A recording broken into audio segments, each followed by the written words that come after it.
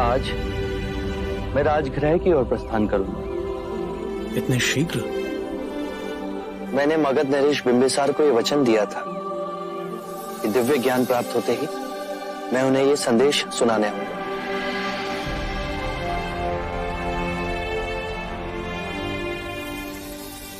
इतनी भीड़ क्यों है? यश के भिक्षु होने के बाद अब उसके मित्रों ने भी प्रण लिया है कि वे भी भिक्षु बनेंगे। विशाल नदी की एक अकेली धार बन मैं बह चला था। अब कितनी अनेक धाराएं इस प्रवाह में जुड़ती जा रही हैं। यदि ये स्वेच्छा से भिक्षु बनना चाहते हैं तो आप मेरे प्रथम शिष्य इन्हें ज्ञान दें। पर आचरण सहित आप हमें बताइए।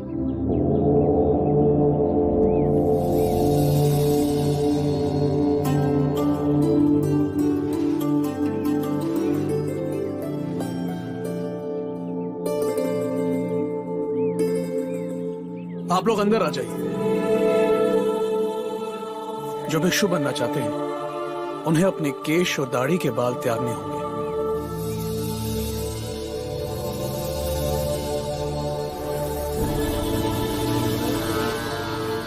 आप गेरुआ वस्त्र धारण करेंगे। आप अपना वस्त्र ऐसे लपटेंगे कि आपका दाहिना कंधा खुला रहे।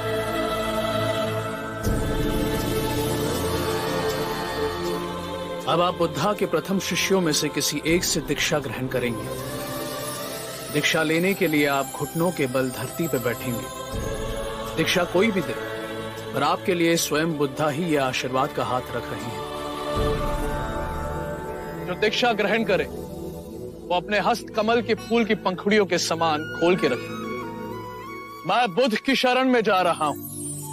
बुद्धं शरणं गच्छामि। जो धर्म का स्वरूप है मैं उसकी शरण में जा रहा हूं। धम्मं शरणं गच्छामि। जो प्रेम और करुणा में मेरे सहयात्री हैं उसकी शरण में जा रहा हूं। संघं शरणं गच्छामि। ये तीनों शरण दोहराने पर आप सब भिक्षुक हो जाएंगे। आप इस चेतना की नदी के अंग हो गए जो सामंजस्य और जागरूकता से जीवन बिताने का प्रण लेती है।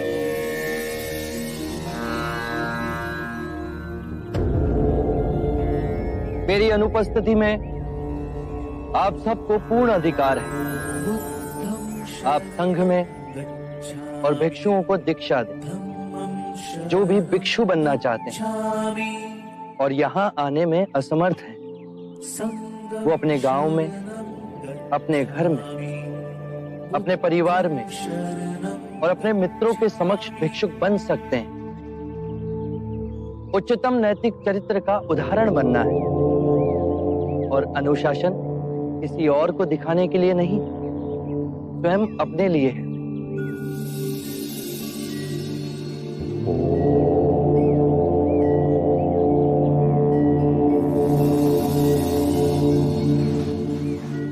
मेरे प्रिय भिक्षु, आज हमने एक भारी बीड़ा उठाया है मानव को कल्याण का मार्ग दिखाने के।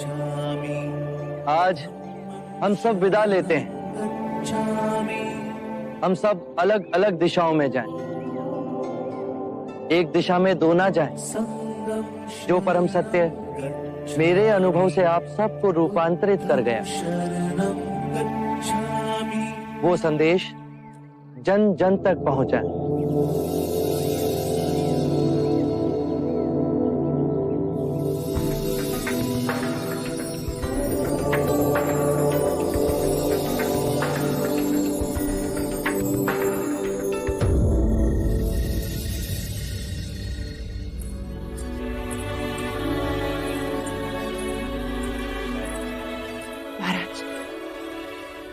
इतनी रात्रि हो गई, नंद अभी तक नहीं आया। नंद अभी तक नहीं लौटा? इसके पश्चात वो अकेले कहीं नहीं जाएगा। जब भी जाएगा रक्षक उसके साथ होंगे। एक पुत्र खो चुका हूं अब। महाराज, ऐसा ना कहें। आपके उस पुत्र ने आपका नाम इस संसार में उजागर किया है। हाँ, दिया बनकर परिवार में थोड़ा प्रकाश फैला, परंतु उसने संपूर्ण विश्व में प्रकाश फैला दिया। अब यह दूसरा पुत्र कुछ करे तो एक बार मदिरा रास लीला रंग भवन में तुझे नहीं।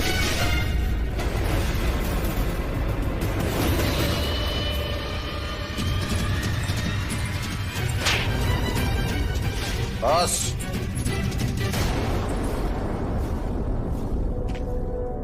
तुम उसे कहाँ ले गए थे? गणिकाओं के पास रंग भवन में महाराज। रंग महल जाने की उम्र है तेरी? नहीं माँ, अभी बालक है ना समझे। इसके दोषी हैं तो ज्येष्ठ देवदत्त। उनकी संगत में ये बालक भी भटक गया। किस मापदंड से आप मुझे बुरा कह रही हैं यशोधरा देवी? महाराज, मैंने किसी को भी उसकी इच्छा के विरुद्ध कुछ नहीं करवाया। हाँ महाराज, मैं वहां अपनी इच्छा से ही गया था। और हाँ, मैं इतना बड़ा हो गया हूँ कि अपना बुरा भला समझ सकूं। अच्छा, अब तू इतना बड़ा हो गया है? हाँ, मैं इतना बड़ा हो गया हूँ कि ये समझ सकूं कि आपने हमेशा ज्येष्ठ सिद्धार्थ को मुझसे कहीं अधिक प्रेम किया। महाराज, आप नंद को रंग भवन जाने से कैसे रोक सकते हैं, जबकि रंग भवन का निर्माण आपने स्वयं करवाया सिद्धार्थ के लिए। आप ही चाहते थे कि सिद्धार्थ अपना समय गणिकाओं के साथ व्यतीत करे, अमोद प्रमोद करे। अब तो यदि सिद्धार्थ का छोटा भाई चला गया तो इसमें कौन सा तूफान आ गया? देवदत्त, अपनी जीवा को संभालो। कुछ ऐसा ना कहो जो। यशोधरा देवी, मैं कहूंगा ये बेचारा नंद, हमेशा इसके साथ सौतेला व्यवहार किया जाए। क्यों? अब क्या कह रहे हो ज्येष्ठ? ज्येष्ठ सिद्धार्थ रंग महल में जाए तो वो आनंद की बात है, और मैं जाऊं तो ये ऐसा दुर्व्यवहार। पूरा बचपन मुझे अपने माता पिता का प्यार न मिला, क्योंकि उनकी सारी आशाएं, सारा ध्यान केवल ज्येष्ठ सिद्धार्थ पर ही केंद्रित था। बचपन तो खो दिया, पर अब तो आप सब मुझे जीने दीजिए।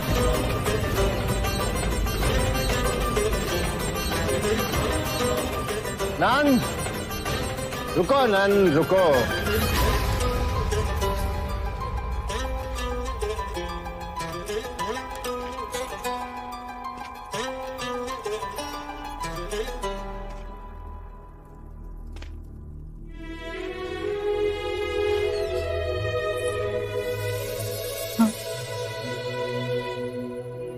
नंद मन का सरल है, यदि उसे उल्टी पट्टी पढ़ाई है उस चालाक देवदत्त ने। पर वो शब्द जिससे उसने अपने माता पिता का कलेजा फेरा, वो तो उसी के थे ना। एक पिता का धर्म निभाया, परंतु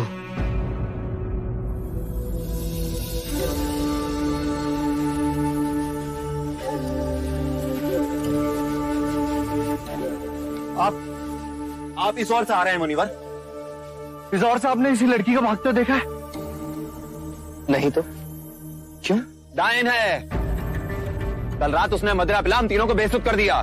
सुबह जब आंख खुली तो देखा हमारा सारा धन लूट के ले गई। बिना कारण। हम उसे आनंद प्रमोद के लिए वाराणसी ले जा रहे थे। उसने आप सबका बोझ कम कर दिया, पर आप अब तक उसका बोझ उठाए घूम रहे हैं। आप हमारा उपहास कर रहे हैं। उस लड़की से कहीं अधिक चिंतित हम अपने मूल्यवान आभूषणों के लिए हैं। जो लुट गया वो मिलेगा तो नहीं। अरे इतना धन था कि आपने कभी देखा भी नहीं होगा। सच तो यह है कि उस नारे के पीछे हम मतवाले हो गए। उसके सौंदर्य ने हमें लूट लिया, अन्यथा ऐसा कदापि ना होता। वो तो आप सबको अब भी लूट रही है। धन उसने तुम्हारे बीते काल में चुराया, पर वो तुम्हारा वर्तमान भी लूट रही है। एक बात बताइए, क्या वो लड़की इस समय तुम्हारे लिए इतनी व्यथित है जितने कि तुम इस समय उसके लिए व्यथित हो? भला वो क्यों व्यथित होगी? तो फिर आप क्यों व्यथित हो रहे हो? जो लुटा वो भूतकाल में लुटा, उससे पकड़कर जो दंड दोगे वो भविष्य काल में होगा। तुम्हारा वर्तमान अभी इसी क्षण तुम्हारे साथ है। भूतकाल का बोझा उठा उस भविष्य को बदलने का प्रयत्न कर रहे हो जो अनिश्चित है, और खो रहे हो अपना वर्तमान। बात तो ये सच है। यदि हम इसी क्षण में जिए तो तुम स्वयं को खोज सकोगे, ये समझ सकोगे कि जो तुम्हें दुख दे रहा है वो क्या है। क्या आप अपने आप को जान पाए? और अपने आप को जानने से क्या होगा? अपनी ये बांसुरी दो मित्र। सन्यासी बांसुरी बजाएगा।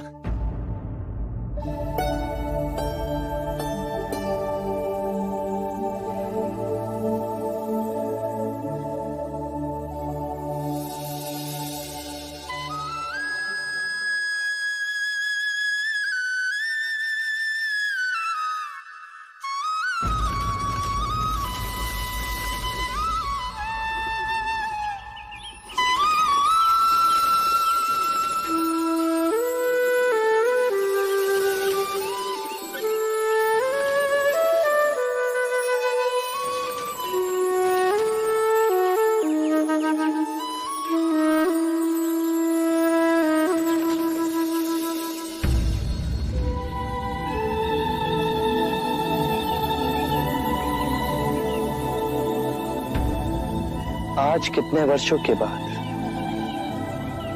मैंने बांसुरी को अपने होठों से लगाया है। पहले से अधिक सुरीला हो गया हूं। मैंने जान लिया है स्वयं को। यदि तुम बांसुरी मधुर बजाना चाहते हो तो बांसुरी पर इतना ध्यान केंद्रित मत करना जितना अपने वास्तविक सार को पहचानने पर।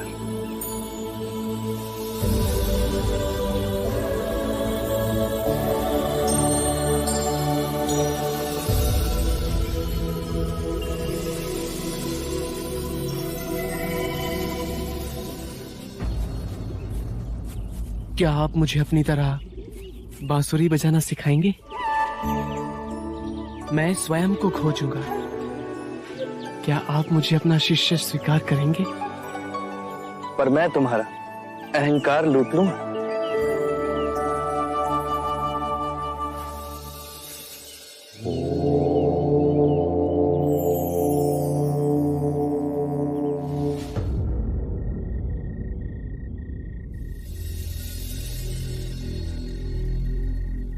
स्वाहा स्वाहा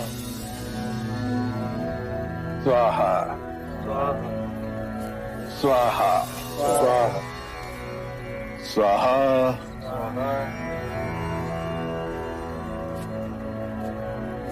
स्वाहा स्वाहा।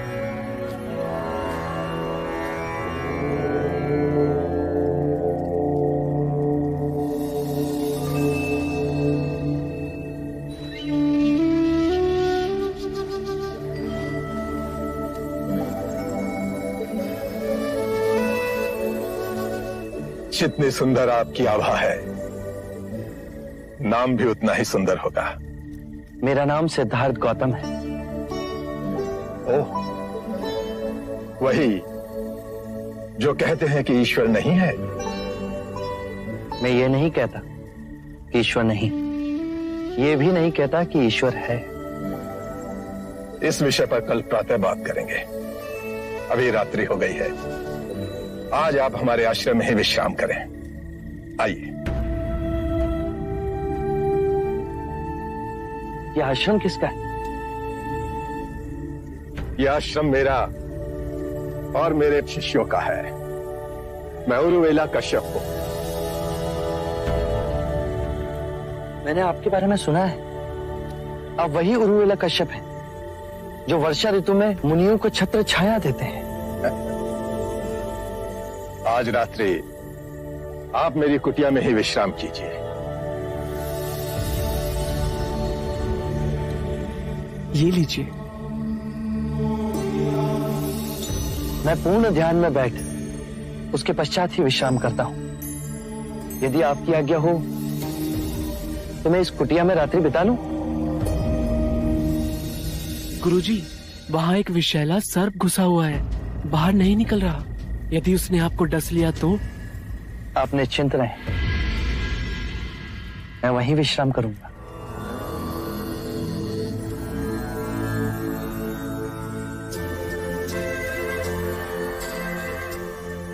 गुरुजी, रोक लीजिए उन्हें। अब वे नहीं रुकेंगे। उन्होंने दृढ़ निश्चय जो कर लिया है।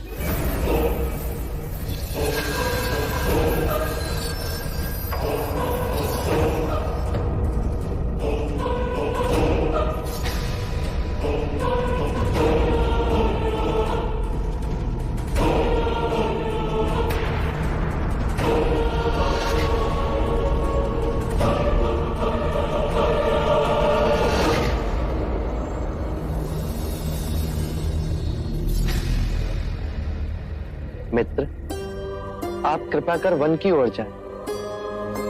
यह स्थान आपके लिए असुरक्षित हो गया है। आप कुछ ना करें, तब भी लोग डरकर आप पर वार करेंगे। यहां आपके जीवन को संकट है।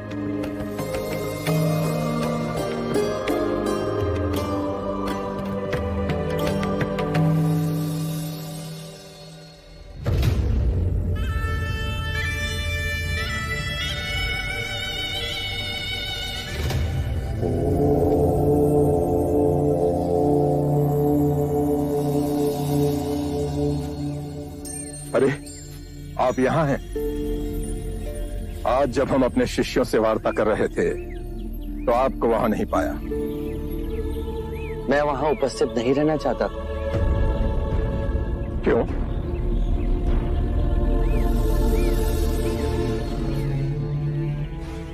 आप अपने शिष्यों को संबोधित कर रहे थे। यदि स्वाभाविक कोई प्रश्न मेरे मन में जागता तो आपके शिष्यों के सामने उसे पूछना आपको दुविधा में डाल सकता था। परंतु यहां तो एकांत है। अब हम वार्ता कर सकते हैं। कृपा करें, आप दुख के संबंध में कुछ कह रहे थे। क्या आप ये मानते हैं कि दुख सत्य है? क्या आप ये भी मानते हैं कि दुख के कारण भी है? हाँ। यदि कारण है तो दुख तो रहेगा, और यदि कारण ही समाप्त हो जाए तो दुख भी लुप्त हो जाएगा, जैसे सूर्य के प्रकाश से अंधेरा। आप सुनी सुनाई बातें नहीं कहते, अपने गहन अनुभव के आधार पर कहते हैं। आप धर्म और सिद्धांत की नहीं, देखी हुई बातें कहते हैं। आपने कहा कि मुक्ति का मार्ग है अपने विवेक को जगाना और गूढ़ ध्यान में लिप्त हो जाना, जिससे मनुष्य स्वयं को और इस संसार को भली भांति समझ सकता है। परंतु एक प्रश्न है, ये जो सारी विधियां हैं, रीतियां हैं, पूजा पाठ हैं, क्या ये सब व्यर्थ है?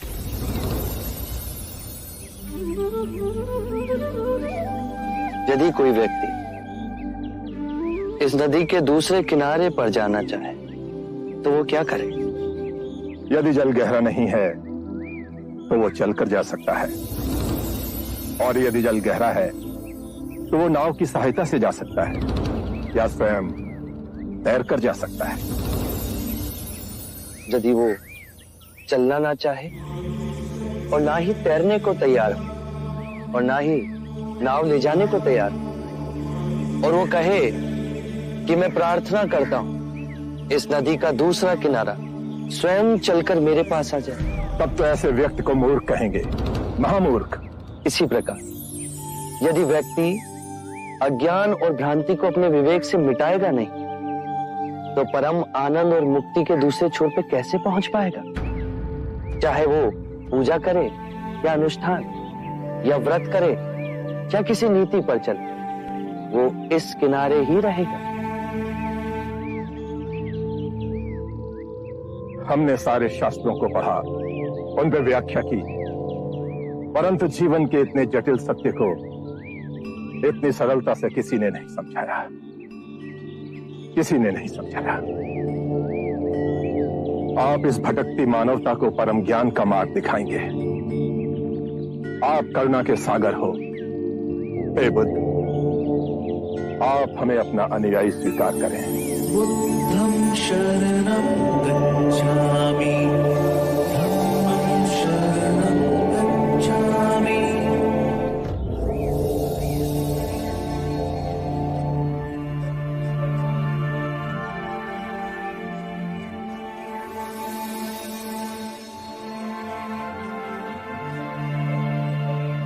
हे पराक्रमी, हे युग पुरुष, आज बुद्ध की शरण में हम आते हैं, आज धर्म की शरण में हम आते हैं, आज संघ की शरण में हम आते हैं।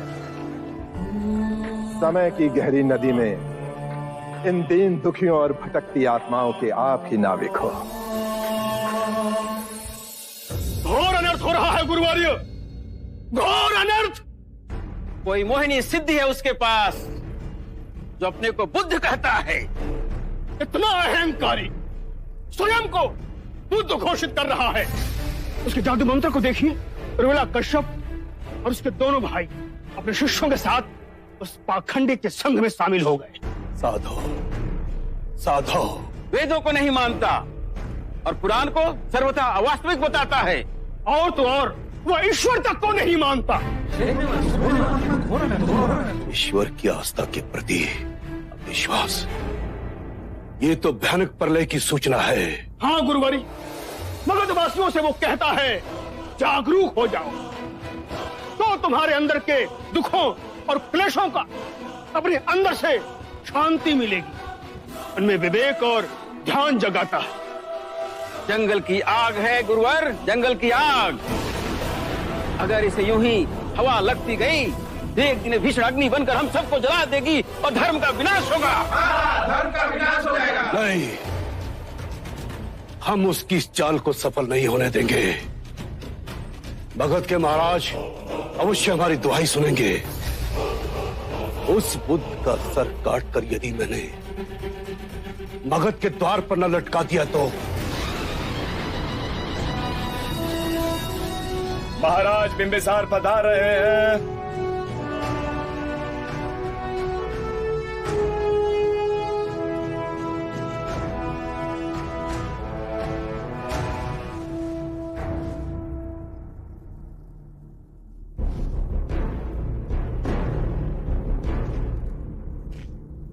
महाराज, एक आंधी आपके विरुद्ध भयानक रूप ले रही है। एक व्यक्ति हमारे धर्म और हमारे सामाजिक ढांचे को हिला रहा है। कौन है वो? क्या परिचय है उसका? एक ढोंगी जो ना तो ईश्वर को मानता है और ना ही किसी धर्म। मगधवासियों को बहला फुसलाकर उन्हें अपना अनुयायी बना रहा है। कोई नई विचारधारा का जनक होगा। ऐसे कितने आए और कितने चले गए। शासन का प्रवाह ऐसे छोटे मोटे बवंडरों को अपने आप में समा ही लेता है। महाराज, ये कोई साधारण बवंडर नहीं है। राजनीति शासक जिस संरचना के साथ चलता है, आज वो उसी को चुनौती दे रहा है। ये किसी गहरी क्रांति का संकेत है। यदि उसका शीश उठ रहा है तो उसका शीश अवश्य कटेगा। क्या नाम है उसका? क्षमा चाहता हूं महाराज, आपके मित्र राजगृह पधार रहे हैं अपने अनुयायियों के साथ। सिद्धार्थ गौतम है। महाराज, महाराज आप अपने बहुमूल्य समय को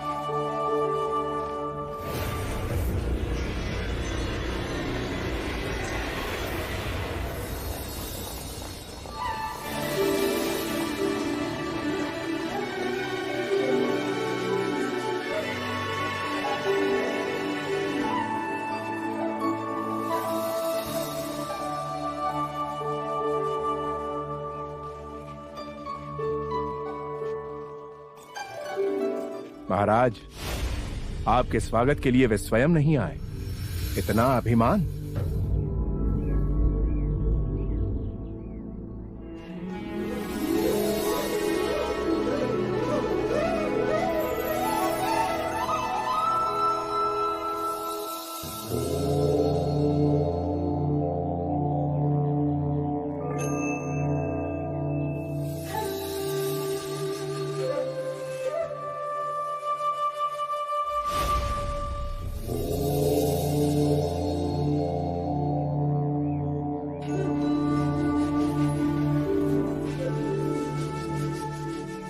अपने दिए वचन को निभाने मैं आप तक पहुंच गया मगध नरेश।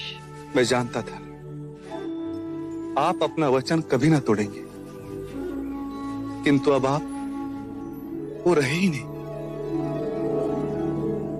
कौन हो आप? उरुवेला के बच्चों ने मुझे नया संबोधन दिया, बुद्ध।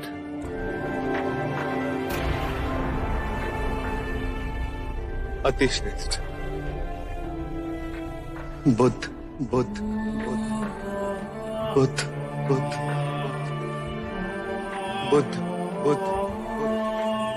मैं भी अब आपको बुद्ध ही कहूंगा। सिद्धार्थ से बुद्ध का परिवर्तन अद्भुत है। आपका आभामंडल, आपसे झरता शांति का झरना, आपका अभूतपूर्ण सौंदर्य इस बात की हुंकार दे रहा है कि आप उस परम ज्ञान को उपलब्ध हो चुके हो।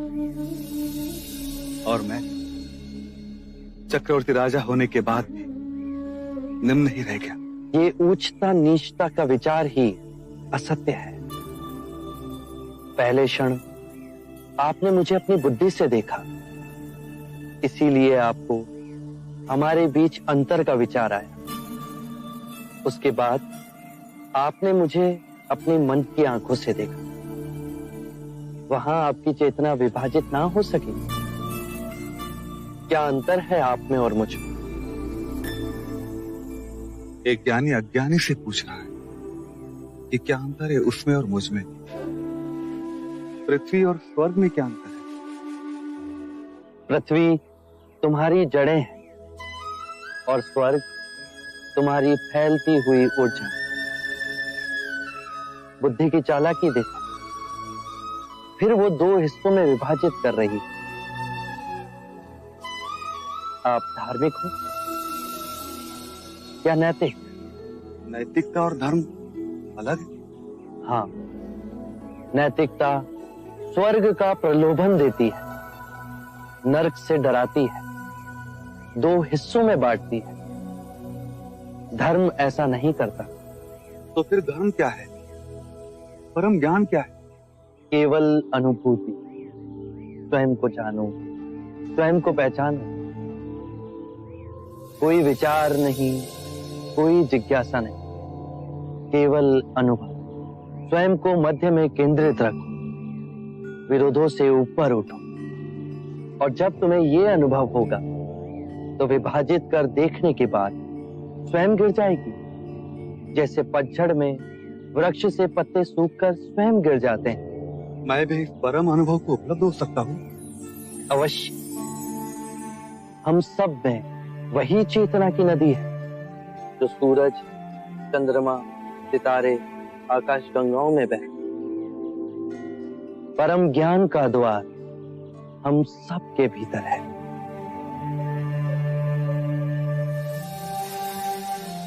आप मुझे अपना अनुयायी बनाएंगे? अवश्य।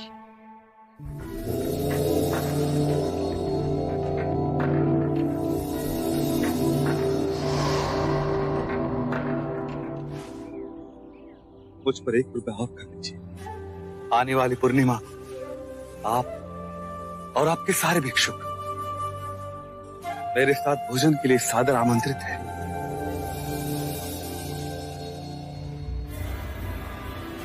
तुम ऐसे चुप हो जैसे तुम्हें सांप सूंघ गया।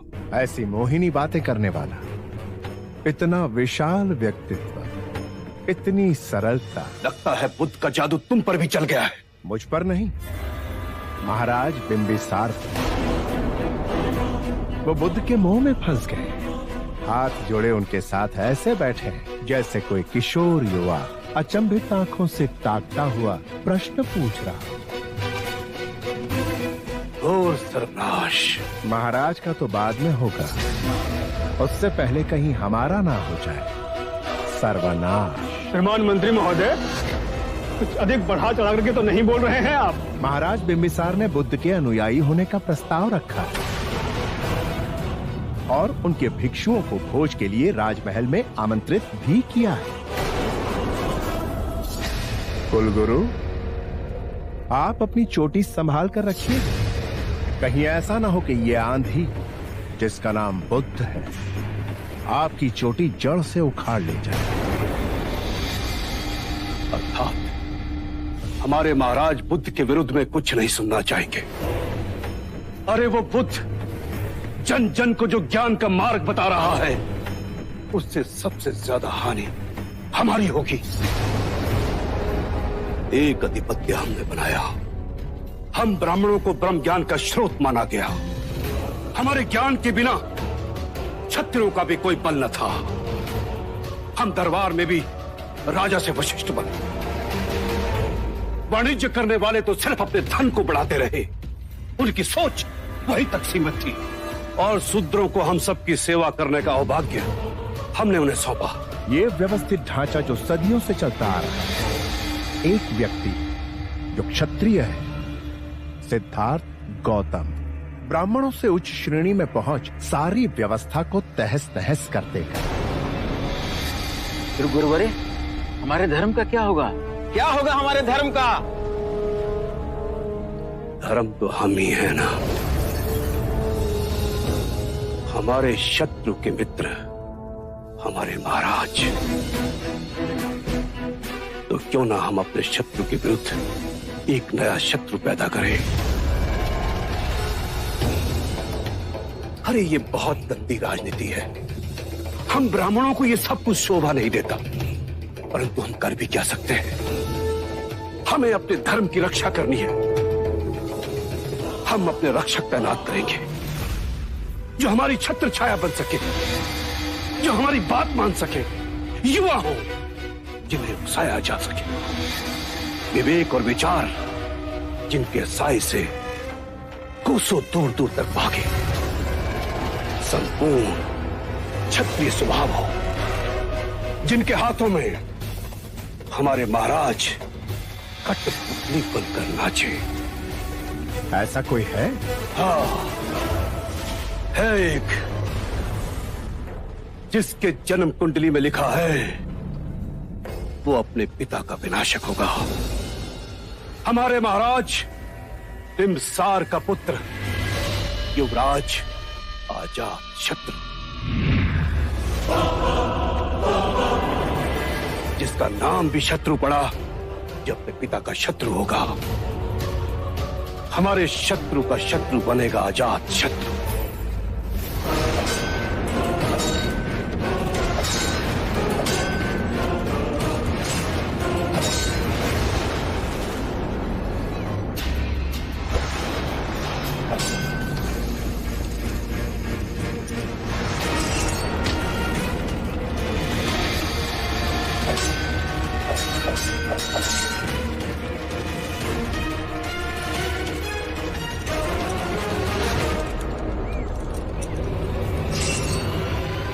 युवराज, महाराज ने आपको ताड़वन में उपस्थित रहने को कहा है। किस कारण विशेष से? महाराज चाहते हैं कि आप बुद्ध के दर्शन करें। मैं और बुद्ध के दर्शन करूंगा।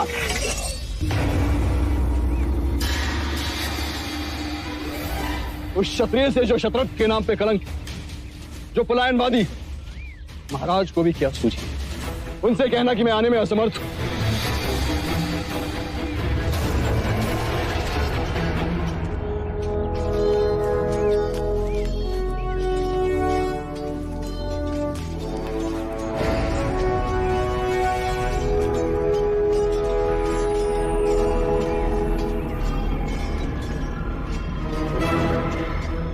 आज सूर्य पूर्व से ही उदय हुआ के कुलगुरु। वहां हमारे पिताश्री हमें सन्यासी के दर्शन हेतु बुला रहे हैं और यहाँ हमारे कुलगुरु हमारे दर्शन हेतु आए। युवराज, हम शस्त्र विद्या में कुशल नहीं, परंतु गुणी कुशलता को देखने का आनंद तो ले सकते हैं। हमारी तलवार की टंकार से बड़े बड़े कांप जाते हैं। युवराज, आपके शौर्य की चर्चे भगत से बाहर भी हो रहे हैं। आप केवल हमारी प्रशंसा करने आए अथवा कोई कार्य?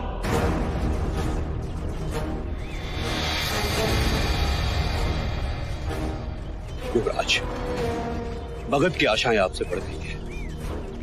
क्यों? हमारे पिताश्री महाराज बिंबिसार तो है ना, कुशल शासक, जनप्रिय, न्यायमूर्ति। युवराज, महाराज जिस राह पर चल रहे हैं उससे कहीं मगध का परचम सीमित रहकर राजगृह तक न रह जाए, बस इसकी चिंता है मुझे। ऐसा क्यों हो? साधुओं और ढोंगियों के चक्कर में पड़ेंगे तो यही तो होगा। आपका आशय बुद्ध की ओर? हाँ, वो बुद्ध महाराज बिंबिसार को चक्रवर्ती सम्राट बनने के लक्ष्य से भ्रमित कर रहा है। इतनी बात तो नहीं सुनेंगे महाराज उसकी। संकेत तो कुछ ऐसे ही दिख रहे हैं युवराज। महाराज बुद्ध के मोहजाल में फंसते जा रहे हैं। कहीं उनकी बातों पे आकर वो हमारे धर्म को अपमानित न कर बैठे। अपनी पसंद नापसंद ये तो एक व्यक्तिगत राय है, उसे सारे देश पर थोपना, या फिर हम ब्राह्मणों के साथ अन्याय हुआ तो? आप कल्पना के घोड़े ना दौड़ाएं कुलगुरु। ये आप कह रहे हैं युवराज? अम्रपाली के कारण आपकी और महारानी के साथ कम अन्याय हुआ क्या? युवराज, संकट के बादल तो सिंहासन पर भी मंडराने लगे हैं।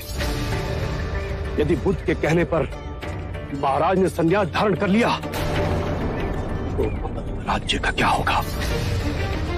जिस राज्य के नाम से सारी पृथ्वी कांपती है वो टूट कर बिखर जाएगी जब राजगद्दी आपको मिलेगी। मगध का राज्य चंद गांव के बीच में सिमट कर रह गया तो बस यही चिंता मुझे खाई जाती है। ये तो अनर्थ होगा। इस अनर्थ को रोकेगा कौन? एक क्षत्रिय, एक वीर योद्धा महाबली, वो आपसे बढ़कर कोई नहीं हो सकता। तो मेरा भी वचन है आपको,